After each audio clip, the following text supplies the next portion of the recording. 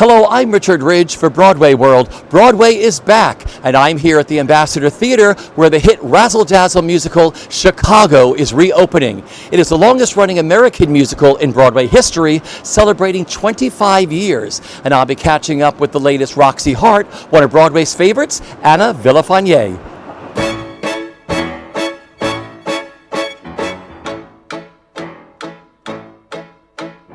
I am so excited to be standing here in front of the Ambassador Theater with you. Me too. Thank you. I feel like I haven't seen you in ages. This is so exciting. It's such a homecoming. Okay, so you just reopened Chicago. Yes, we did. How does it feel? I mean, it feels kind of surreal. It's been extremely emotional. The come down is harder than ever because the adrenaline is so much higher. I mean, we're not used to it. We're out of practice. In my case, obviously, I haven't been on Broadway since 2017. So it's kind of amazing, honestly. Like, I get excited. Today's our first show of the week for week number 4, and I'm like really excited to get on stage. So it's amazing. Was Roxy always a dream role of yours? You know, I had never thought about it. I'm going to be honest with you. I had never thought about it, but it's so iconic that I'm kind of confused as to how it was not on my list of dream roles. So the universe kind of had to say, no, girl, this is now one of your dream roles, and now it's one of your dream jobs. So as soon as I got the call, it was a no-brainer, and I had to say yes. Okay, so let's talk about living in the world of Anne Reinking and Bob Fosse. That's big. It's very big. It's a very big challenge. It's a very big responsibility. It's also thrilling. So many little details that inform the character, that inform the story. And for me, just like the honor of being the first Roxy since Anne passed away is very major. And I take that very, very seriously. So I wish I could have gotten to meet her. And I wish I could have gotten to get her stamp of approval, but I feel it from time to time in other ways. I feel it in the theater. I feel it through the creative team who empowered me to get to the point that we're at now, and I feel it in the show. Yeah. So You learned this really fast, didn't you? Yes, I did. Yes, there are 4 of us who are completely new to the cast, and it was a whirlwind experience, to say the least, because between all of the, new COVID protocols and the getting back and just the emotional depth of that, as well as learning an entire musical, which is legendary and iconic, it was a tall order, but I think we've done it. Isn't it wild to hear all the noise on the street? Isn't it great that the streets are back? It's incredible. It's incredible because I quarantined the entire time here in New York, and Me too. Yes, and it was scary. It was eerie. I'm like, yes, sir. Thank you. Wherever you're going, I hope you make it.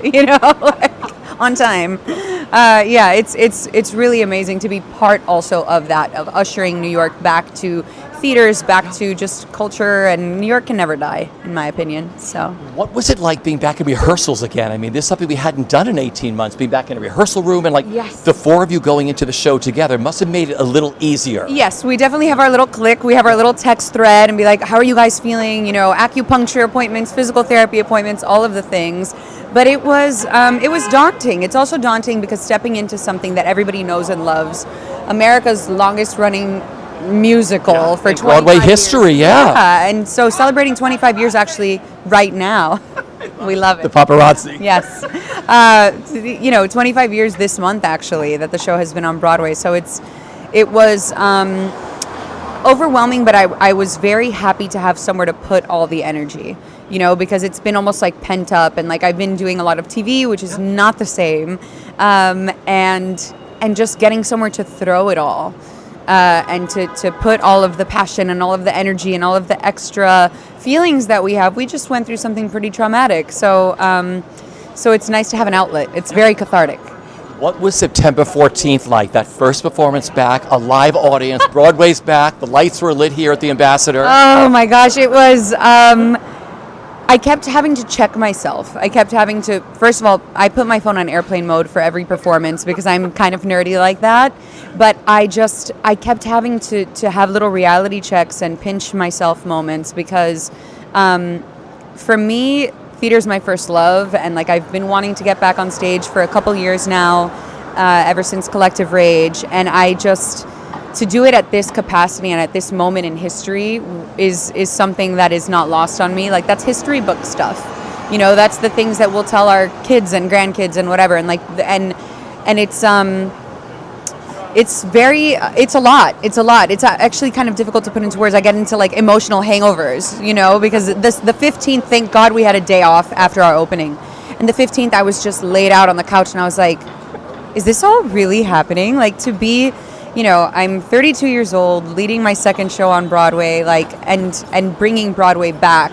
It's like that little girl dancing around to the Chicago album when she was 10 years old is very validated, feeling very validated right now. So the first time you saw yourself in the mirror with the Roxy wig on, the outfit, the shoes and everything, what went through your mind? Oh my God, it's so fierce. I want one of those wigs for just weekends, for moments of my own. Your Roxy wig. Yes, my Roxy wig. And it's funny because when I came to meet with Barry, our hair designer, he at first was trying on all these different shades of darker wigs, and I was like, can we just play, can just give me a moment and let's just see if one of the blondes will work. And they all worked, and then they were going to build my own personal wig based on what color worked of the pre-existing color wheel for Roxy's.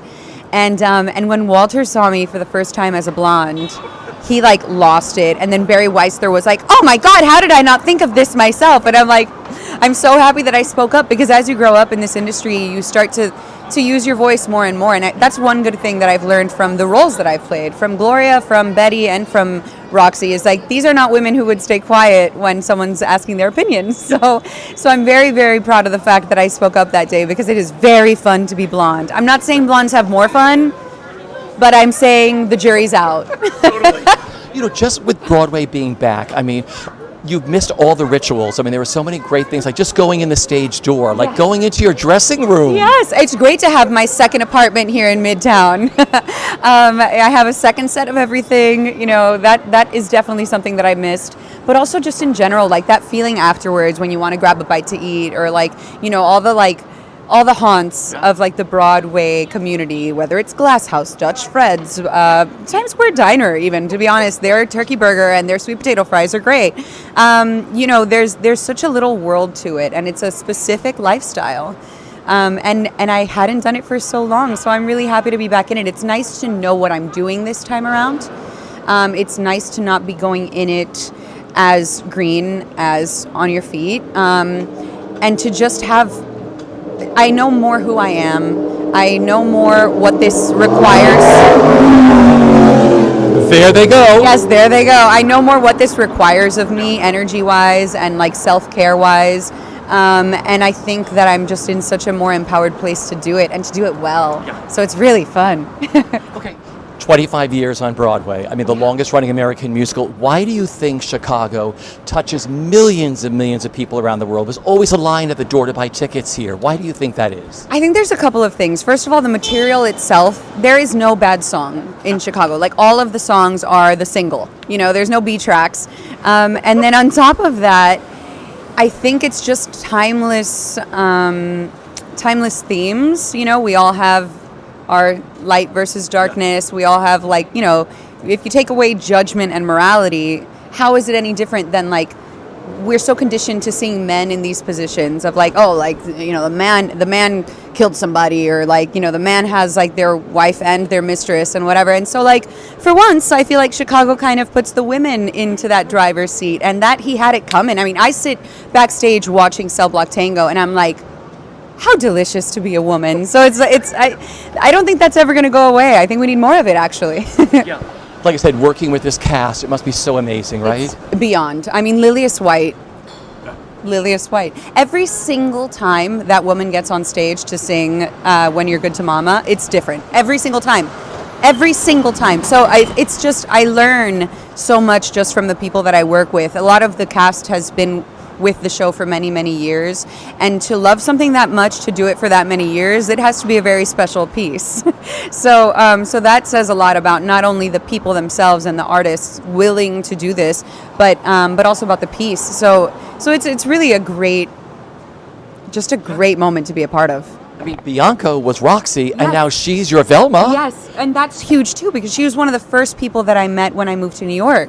So I did a concert with Gloria Estefan at the Ambassador Theater. No, not at the Ambassador, at the New Amsterdam.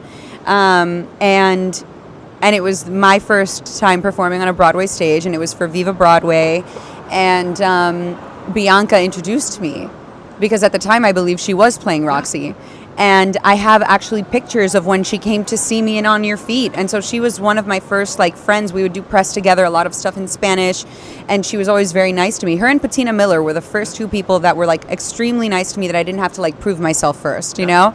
And so now it's great, because then coming into this so quickly and learning this beast of a role so quickly, and having her beside me, someone that I already trust, someone that we already have a shorthand, someone that like, you know, we would check up on each other during the pandemic, like in a normal way, just as friends.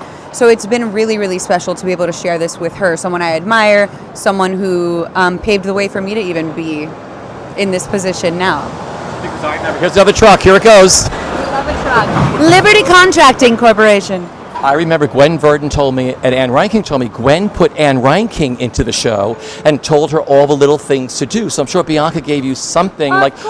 Of course. Bianca was always like dropping little nuggets, especially in rehearsal, and saying, oh, because this is what this is going to be and whatnot. And then also Angel Rita, who is with the show right now, just for a couple of weeks to reopen it. She played Roxy for many years, and she's been giving, especially on the ladder for Funny Honey, so she'll give me a lot of tips and tricks about that. And everybody, it's beloved. It exists. I think that it is such a labor of love for so many people, and it's part of so many people's stories, that then now mine is kind of like a culmination of so many other ones before me. And then your Palo shot as your Billy Flynn. Very casual, very casual. I mean, I could listen to him sing me to... I want him to just sing me to sleep every night. It's really soothing. Yeah, his voice is incredible. It's I'm very, very grateful right now, and I feel like I'm I don't know. I feel like I'm exactly where I'm supposed to be. Yeah. You talked about all the great songs, singing Candor and Ebb. What's it like living in their world? Oh my gosh. I mean, it's very stylistic, which I love, but they raised all of my keys. So that was very special, and I felt very like, okay, thank you. Like it felt like a compliment, because Rob Bowman, our musical director, I mean, we were having a field day in rehearsals and just like switching from key to key, singing in all these different versions of the same incredible music. And Walter was the one who was like, no, I really want you to sing it. I want you to sing the F out of it, because we have you, so why not? And I was like, okay. And so it's the first time ever, actually, that the song Roxy specifically has ever been higher. So I'm like there like belting, when like people are used to just seeing it as this like oozy, cute dance number and like very big acting piece.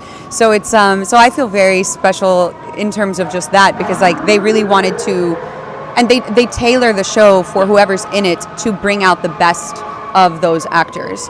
And I think that's also incredibly cool, because nothing in this show is paint by numbers. We all bring a lot of ourselves to it, and there's a lot of improv involved. So for me, it feels really cool to be singing Roxy, but a little bit different. I love it.